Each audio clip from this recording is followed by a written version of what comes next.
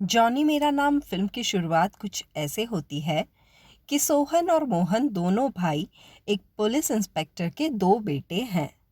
लड़ते झगड़ते हैं पर साथ भी रहते हैं। एक रात जब उनके पिताजी उनके दोस्त के घर से अकेले घर लौट रहे थे, तब एक आदमी चाकू मारकर उनकी हत्या कर देता है। सोहन और मोहन ये देख लेते हैं। मोहन के सर पर खून सवार हो जाता है और वो वहीं चाकू से उस आदमी का खून कर देता है। खून करने के बाद मोहन वहां खड़ी एक कार की डिक्की में छुप जाता है। वो कार रंजीत की होती है। रंजीत के गुंडे ने ही मोहन के पिताजी का खून किया था और बस इसी तरह मोहन अनजाने में ही अपने ही पिताजी के खूनी के घर आ जाता है। दूसरी तरफ मोहन के पिताजी का देहांत हो जाता है। उसकी माँ उसे सब तरफ ढूंढती है, लेकिन मोहन उन्हें कहीं नहीं मिलता। इस बात को कई साल बीत चुके हैं। अब दोनों सोहन और मोहन जवान हो चुके थे। तब भी मोहन की माँ को कहीं ना कहीं अपने बेटे का इंतजार था।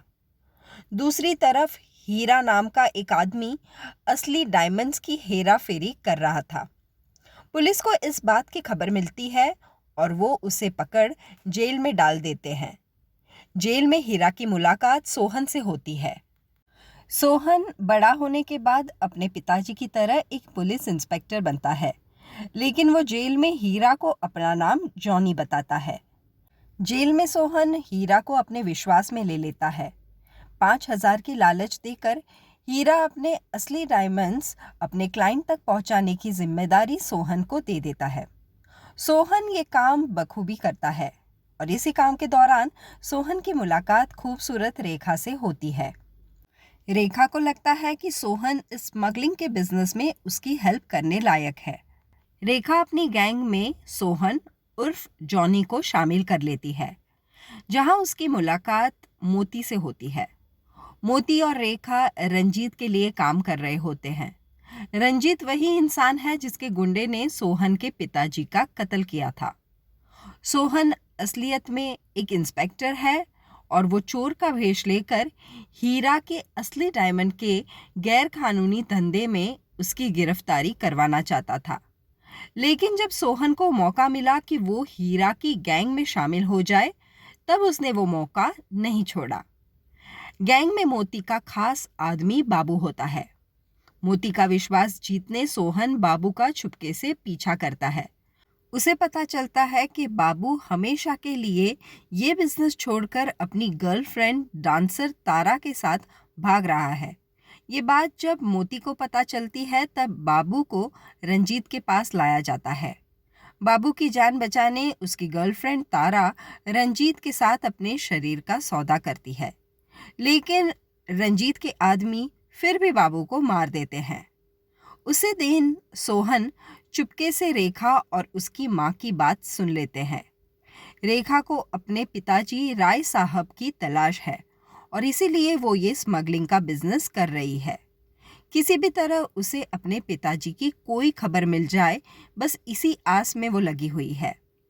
सोहन चुपके से ये बात सुन रहा होता है, तब रेखा उसे पकड़ लेती है।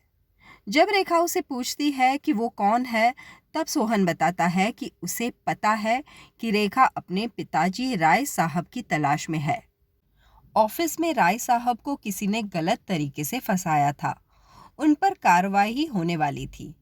उसी शाम वो सैर के लिए निकले थे और उसके बाद कभी भी घर वापस नहीं लौटे। सोहन रेखा को बताता है कि उसका मकसद भी राय साहब को ढूंढना ही है। सोहन खूब चालाक होता है। उसे पता है कि राय साहब के पास उसे तभी जाने का मौका मिलेगा जब वो मोती का पूरा विश्वास जीत लेगा। मोती और रेखा जब मंदिर के जवेरात चोरी करने जाते हैं, तब इंस्पेक्टर की वर्दी पहनकर सोहन उन दोनों को वहां से बचा लेता है। ये पूरी बात से मोती इतना खुश हो जाता है कि उसे राय साहब से मिलवा देता है।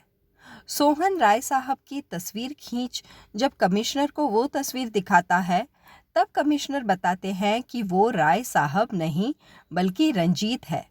वो वही रंजीत है जिसने उसके पापा का खून किया था और उसकी तलाश में वो कब से घूम रहे हैं।